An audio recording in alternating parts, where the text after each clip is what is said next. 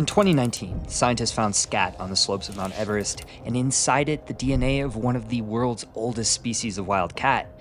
At over 18,000 feet, in one of the most hostile environments on Earth, a Pallas cat was living where almost nothing else can. But this same animal, ancient enough that its lineage predates our entire genus, dies in zoos from a parasite your house cat carries without symptoms. This is a story of a wild cat that's been making fools of scientists for 250 years, and how we're still catching up to it. Now, we're going to show you both the science behind why this is the only cat that can survive Everest's extremes and the expedition that found it. But to understand why this result was so surprising, you first have to understand how weak this cat is when you take it from the wild and how little we still know about it. At Vienna's Schönbrunn Zoo, researchers tracked one breeding pair over 4 years, 1998 to 2002. That pair produced 24 kittens, and 14 of them died between their 2nd and 14th week of life. 58%, mostly from acute toxoplasmosis, a common parasite. In North American programs, the mortality figures run as high as 60%. Only about 150 Pallas cats, also known as manuals, are held in zoos worldwide, across roughly 60 institutions, and almost all of them are related to each other. The captive gene pool is critically shallow, and the toxoplasmosis problem is a wall toward progress. A 2005 study of wild Mongolian Pallas cats explains why. Of 15 wild individuals tested, only 2, 13%, showed any antibody response to Toxoplasma gondii at all, and even their response was minimal. Wild manuals almost never encounter this parasite in their frigid, sterile native environment. Their immune systems have never had to build defenses because they never needed to. The pathogen simply doesn't exist in any meaningful amount on the frozen Mongolian steppe. Now put those same animals in a zoo, where barn cats roam service corridors, where soil carries contamination, where the biological richness of a temperate environment surrounds them on all sides, and they have nothing to fight with. No antibodies, no immune memory, no evolutionary preparation for a world that their ancestors never inhabited. And captive bred animals can't be released into wild populations without first being certified parasite-free, which means the bottleneck between zoo conservation and actual population recovery is a microscopic organism that your house cat carries without a second thought. The research is advancing, kitten rearing protocols are improving. Just last spring, the Port Limp Reserve in Britain successfully got 6 kittens through their first year. But for so many zoos, the threat is still there. Before we get to what makes the anatomy of this cat so special, I want to thank the sponsor of today's video, CyberGhostVPN. Every time you go online, your ISP, your Wi-Fi router, and the sites you visit are quietly tracking what you do, even in incognito mode. CyberGhost encrypts all of your traffic and routes it through secure servers in over 100 countries, so none of that is visible to anyone. Not hackers, not your internet provider, not even CyberGhost itself. CyberGhost also unlocks geo-restricted games and content from over 40 streaming platforms like Netflix, Amazon Prime, and Disney+. And you can score even better deals online by simply changing your virtual location. It works on all major devices and operating systems, Windows, macOS, Android, iOS, and you can protect up to 7 devices at the same time, perfect for sharing with family and friends. And right now it's only $203 a month, 84% off plus 4 months free, with a 45-day money-back guarantee, so there's nothing to lose. With over 38 million users worldwide and over 20,000 excellent reviews on Trustpilot, I rest a lot easier knowing my privacy is safe with one of the best VPNs out there. And with our link in the description, you not only get a great product and peace of mind, you also help us bring you more stories like this one. Okay, now back to the cats. By this point, you've probably noticed this cat doesn't exactly look like other wild cats either. Start with the eyes. Every small cat on Earth has vertical slit pupils. Every single one, except this one. Pallas cats have round pupils that contract to small circular discs, a trait shared among the feline only with pumas, jaguarundis, and cheetahs. It looks like the wrong anatomy for a small cat, but it's not. It's a precision tool for an environment that rewards a completely different kind of vision.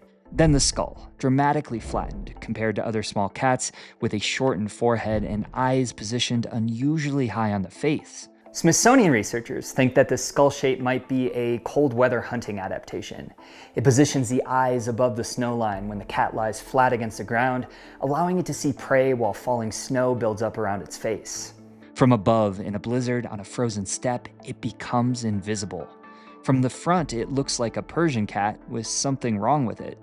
Then there are the ears. They sit flat and low on the sides of the skull, letting the cat peer over rocks while hunting without any part of its silhouette breaking the horizon.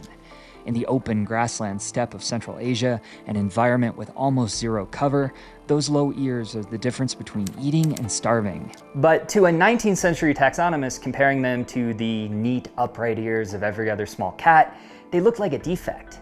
The animal would eventually receive a genus name that translates essentially to ugly-eared. And then there's the fur, the densest coat of any cat species on Earth. In winter, it doubles in length on the underparts. Individual hairs are tipped with white, creating a frosted camouflage against snow and rock. This insulation allows the cat to survive temperatures below -58 degrees Fahrenheit. Every one of these features is a solution to the same problem: how to hunt, hide, and survive in one of the harshest environments on the planet.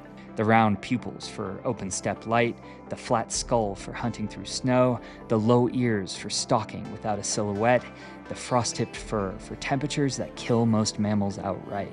This is an animal built specifically, precisely, for a world of extreme cold, minimal cover, and almost total biological sterility, which is exactly why a zoo kills it. The animal's lineage predates our understanding of it by millions of years. The Pallas cat diverged from a common ancestor with the leopard cat lineage between 4.8 and 8.55 million years ago. For context, the entire genus Homo, everything from the earliest human ancestors to modern Homo sapiens, is roughly 2 to 3 million years old.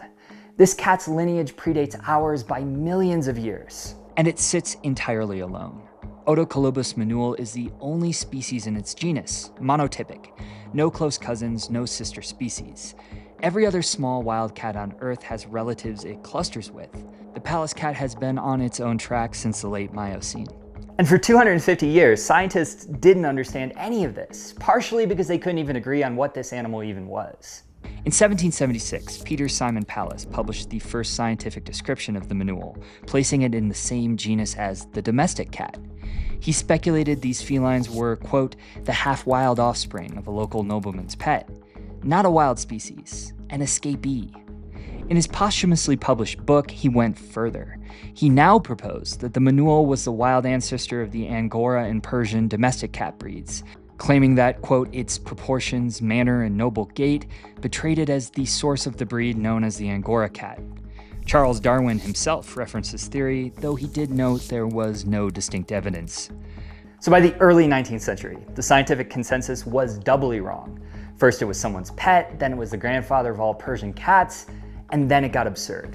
In 1842, two naturalists tried to classify this animal simultaneously and reached completely different conclusions. Brian Houghton Hodgson declared it a new species. Johann Friedrich von Brandt declared it an entirely new genus, Otocolobus, Greek for ugly-eared. The ears that are, in fact, one of its most precise hunting adaptations. Even stretching into the early 20th century, some researchers still believed it was a house cat. The animal had fooled everyone who looked at it, including the people specifically trying not to be fooled. You can't protect what you don't understand, and science, as it turns out, didn't understand this animal at all. And this species has been chronically underfunded and understudied for its entire scientific history. It took until 2023 for researchers to publish the first genetic picture, assembled from a zoo manual named Tater. The result, a 2.5 gigabase portrait with 94.7% gene completeness. Basically the clearest view yet of what makes this animal tick. And the genome told a dramatic story. A sharp crash in genetic diversity approximately 10,000 years ago, around the end of the last ice age. Then a slow recovery still underway. The species bottlenecked hard at the close of the Pleistocene and has been climbing back ever since. 10,000 years of recovery in its genetic code, and then geneticists found something even stranger. In 2024, a second wave of genomic research revealed a unique trait, a gene directly associated with hypoxia adaptation, the ability to function in low-oxygen, high-altitude environments. This substitution is absent in snow leopards, absent in domestic cats. It appears exclusive to manuels.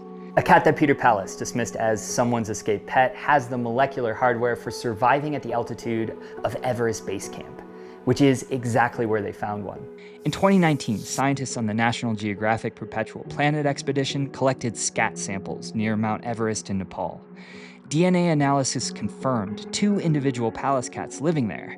The species has been known to science for 243 years. It had been recorded at altitudes up to 5,600 meters, over 18,000 feet, and its presence on the slopes of the tallest mountain on Earth had never been confirmed until that moment.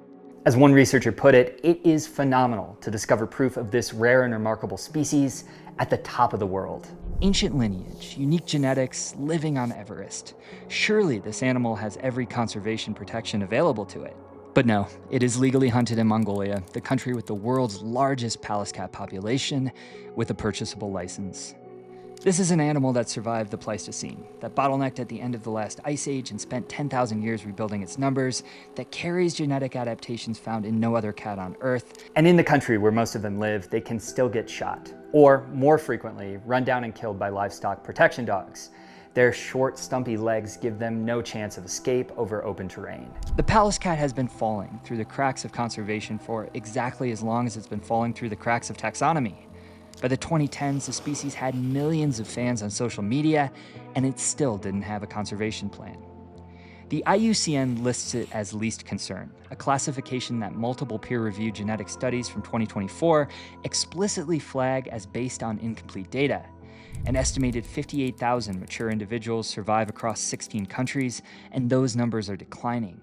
China contains roughly half the global range, and wind farm construction is actively fragmenting their habitat. The first global conservation strategy wasn't published until 2019 by the Pallas Cat International Conservation Alliance. Before their founding in 2016, no country where the Pallas cat lived had integrated it into a formal national conservation plan. An animal known to science since the founding of America. And for 240 of those years, nobody had a coordinated plan to protect it. And there's one face that stays with you when you follow this story long enough. Zelengorsk was a male Pallas cat born in the wild of the mountains of Kyrgyzstan. He was captured as a kitten, hand-raised, and eventually became the foundation of a captive breeding program. Over the course of his life, he sired 35 kittens, an extraordinary contribution for a species with a 58% captive mortality rate. And thanks to the photographic documentation by the YouTube channel Manilization, he very often went viral, often for using his tail to warm his paws. For a certain corner of the internet, Gorsk was the Pallas cat, though you'll learn quickly that everyone has their own favorites. He died this year at the age of 13. In the wild, Pallas cats rarely survive past 5. Gorsk lived nearly 3 times longer than his wild counterparts and spent his entire life in captivity, doing the one thing the species most desperately needed: breeding. Now, I've traveled with scientists working to save the species in the field. Trust me, they're serious people doing serious work on shoestring budgets. There are no breeding corridors, no reintroduction programs, no national recovery plans backed by real funding. What there are zoos doing the best they can, despite a parasite that kills more than half their kittens, and individual animals like Gorsk quietly carrying the weight of an entire species' future on a body built for frozen steppe, not concrete enclosures. There's a strange gravity to this animal's story. The way every feature that made it extraordinary also made it invisible. The fur that insulated it through ice ages looked, to the wrong eyes, like a Persian cat's coat. The skull that let it hunt through snowstorms looked like a deformity. The round pupils that gave it vision no other small cat possesses looked like evidence of the wrong ancestry. And the immune system that never needed to defend against a common parasite because nothing in its environment required it became the thing that made it so hard to keep alive in captivity. The Pallas cat didn't fail to adapt. It adapted perfectly to a world that no longer exists. What it couldn't adapt to was us. Our zoos, our pathogens, our centuries of confident misidentification, our conservation frameworks that move too slowly for too long. To me, there's something heartbreaking in the fact that this animal, this round-pupiled, frost-furred, ugly-eared survivor of 5 ice ages, became one of the most beloved wildlife species on the internet without ever becoming one of the most protected. That its face went viral, while its population quietly declined, that the first coordinated global conservation strategy for a species known since the American Revolution wasn't published until 2019. We named this cat after the man who got it wrong. Maybe the least we can do for it now is to finally get it right. Don't forget to check out our link in the description to get your special discount on CyberGhost. This top-rated VPN will protect your data while you browse and give you full access to all blocked content on the internet for only $203 a month. And there's a 45-day money-back guarantee, so it's all risk-free. The link is in the description below.